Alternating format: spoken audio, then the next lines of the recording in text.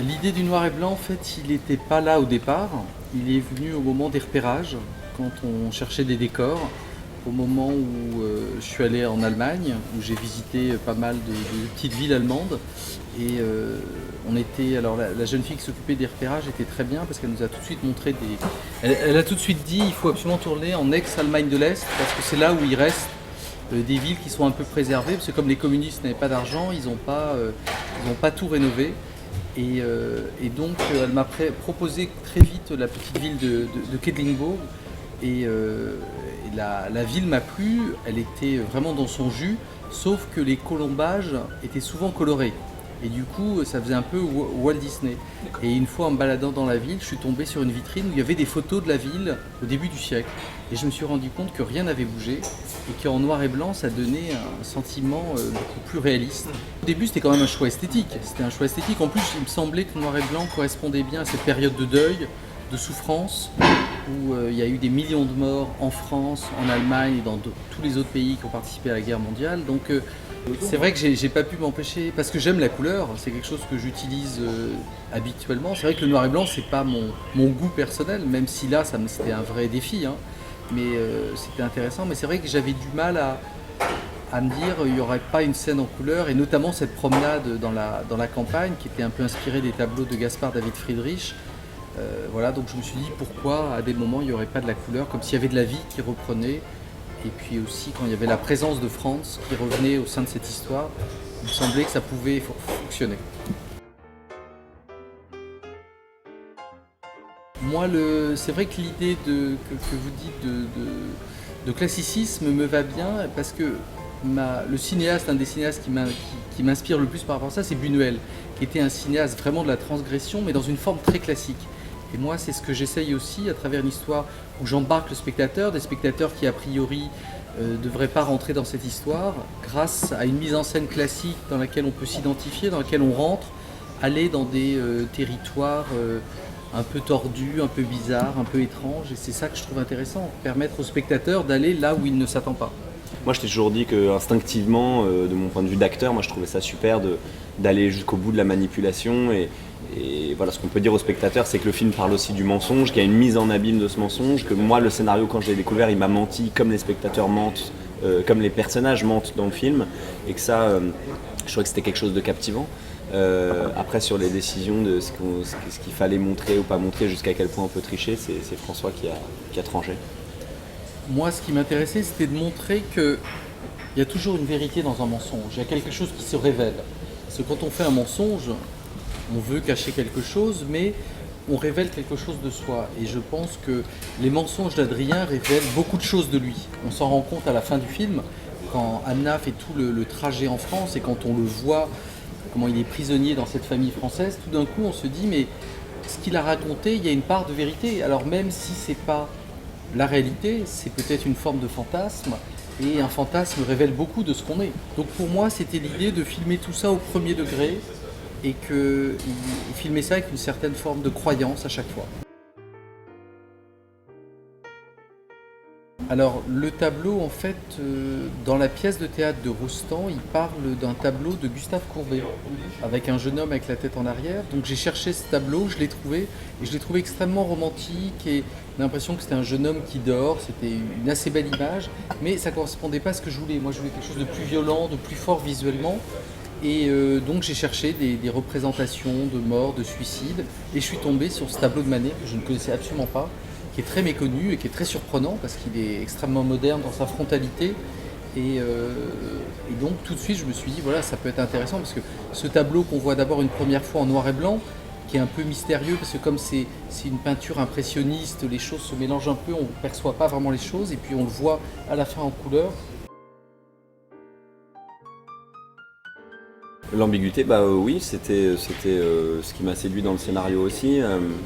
L'ambiguïté non seulement des personnages, mais de toutes les thématiques abordées par François Ozon, c'est aussi quelque chose qu'on décrypte totalement quand on voit le film. Parce que François réécrit le film au montage, vraiment, et je pense que c'est une très grande qualité de laisser son film vivre, évoluer encore une fois qu'une journée de tournage est finie, et le lendemain, et et même sur le plateau, en direct, la façon dont il nous dirigeait, c'était très inédit pour moi. Quelqu'un qui a toujours l'œil dans la caméra, c'est lui qui cadre tous ses plans, il est très proche de nous, c'est très intuitif, il peut nous chuchoter des directions pendant qu'on joue, ce que je trouvais très intéressant, ça rendait la matière toujours très vivante, et dans un film assez classique, avec, en tout cas dans ce qu'il propose apparemment, le noir et blanc, un film d'époque, c'était très bienvenu que voilà, dans le jeu ça vive tout le temps, et parfois il me disait prends sa main, regarde là, sors, voilà, la scène était toujours en vie. Voilà, l'ambiguïté c'est aussi un domaine où excelle François, mais je trouve qu'il y a vraiment un renouveau dans ce film-là, parce que c'est pas la même acidité que d'habitude, il y a quelque chose, il y a une partie du film qui s'abandonne au romantisme et au mélo, dans le sens noble du terme, vraiment de ce genre. Et moi, c'est quelque chose qui me plaisait beaucoup. Et en même temps, voilà, encore une fois, je trouve que le film est riche de beaucoup d'ambiguïté et donc de beaucoup d'analyses possibles des situations des personnages. On a eu beaucoup de gens là en tournée qui ne perçoivent pas du tout la fin du film de la même manière. Il y en a pour qui c'est une fin tragique, d'autres un happy end, d'autres l'idée d'une vie nouvelle, et d'autres une scène complètement onirique dans le Louvre, cette dernière qui n'existe pas, peut-être déjà une image de la mort ou de retrouvailles impossibles, fantomatiques. En tout cas, le film fonctionne sur l'ambiguïté aussi, c'est sûr, et c'est une des grandes qualités du film, je trouve. C'était un grand plaisir. C'était un grand plaisir parce que les acteurs allemands étaient très très bons. J'ai eu la chance, au moment du casting, je tombais sur des acteurs incroyables. La plupart venaient du théâtre et ils venaient d'Allemagne de l'Est aussi, les parents. Donc ils étaient très investis, et puis moi je leur ai demandé aussi de m'aider parce que je me débrouille en allemand, mais c'est pas ma langue maternelle. Donc très vite je leur ai dit, aidez-moi par rapport au scénario, au dialogue. Si vous trouvez qu'il y a des dialogues qui ne fonctionnent pas, qui sont mal traduits, si vous pensez qu'il faut exprimer les choses différemment en allemand, dites-le moi. Et du coup on a fait beaucoup de lectures ensemble, et moi ça m'a aidé aussi de m'imprégner du texte, et eux, ils ont proposé des choses qui étaient toujours très fines, très justes par rapport au personnage, et donc c'était vraiment très agréable. Alors après, Paula, elle parlait français, donc c'était facile pour la diriger. Le père, je lui parlais en anglais, et la mère, je lui parlais en allemand parce qu'elle parlait que allemand. Donc ça, c'était un peu... Il fallait jongler toutes les langues. Je me demandais, et en fait ça dénature pas tant que ça, beaucoup moins que l'anglais. J'ai la chance de tourner un film en anglais il n'y a pas très longtemps, et c'est plus déstabilisant presque sur les accents toniques et ouais, les changements d'habitude. Là il y avait, et finalement on était assez au cœur du film, un parallèle assez évident, une fraternité entre les deux langues qui fait que l'instinct premier que j'avais, souvent je travaillais un petit peu les scènes avec les Allemands ou pendant les répétitions, et ils me disaient c'est bien, c'est ça, c'est là qu'il faut être, ça a du sens, on ferme le sens pareil, on l'ouvre pareil, on peut hésiter sur le même mot, répéter le même mot. Donc les instincts français marchent en allemand, et donc et vice versa. J'ai adoré, moi. J'ai eu un peu peur au début en me disant je vais être face à des très bons acteurs allemands, parce que j'invite les gens à découvrir ces acteurs qui sont vraiment magnifiques dans le film. Et en fait, à la fin, j'étais content dès qu'il y avait une scène en allemand, et presque je m'ennuyais les jours où je parlais que en français, quoi. Et puis le film se termine en fait avec un happy end. C'est-à-dire que ce qui est intéressant, c'est que Lubitsch a fait le film dans les années 30. Il ne sait pas qu'il y a la Seconde Guerre mondiale qui arrive. Donc il est dans un truc d'optimisme, de réconciliation franco-allemande, pacifiste. En plus, il est d'origine allemande et il est à Hollywood. Donc il a une espèce de nostalgie de son pays. Il y a un truc très, très tendre dans le film de Lubitsch où il veut croire à cette réconciliation franco-allemande. Donc en fait, le film se termine quand Adrien joue du violon, cette fameuse scène. Ça se termine par cette scène, il joue du violon pour la famille, et ça y est, il fait partie de la famille, et il va épouser Anna.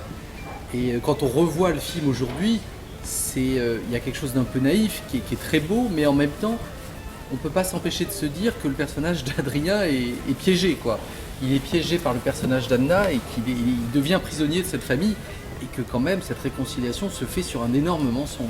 La partie française n'existait pas, donc moi après j'ai essayé de construire le film en miroir entre l'Allemagne, la France, la famille française, la famille allemande, les deux chants nationalistes, la musique en France, la musique en Allemagne, le concert, le violon, enfin voilà. Il y avait toute cette idée de raconter le film un peu comme un plié au milieu par la scène du cimetière, et de chaque côté les deux pays, pour renvoyer finalement ces deux identités nationales face à face.